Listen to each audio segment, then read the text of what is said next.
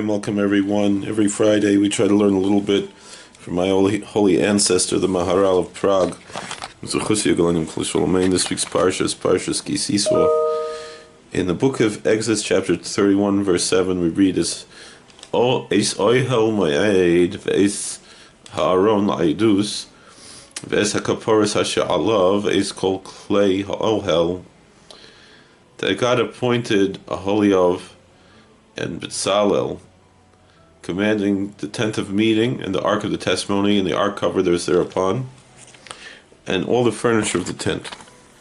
Rashi says, when it says as Aaron La'edus, that it says the ark, it doesn't say the ark of the testimony, but the ark to the testimony.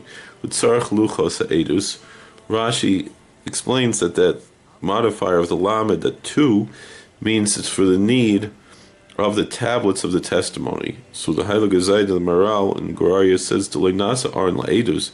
It's not that the ark itself is a testimony, the Luchas Ha'edus Nasa, but rather the ark was made for the tablets of the testimony. Thank you for watching. God bless. Please like, share, and subscribe, comment, and we'll see you later.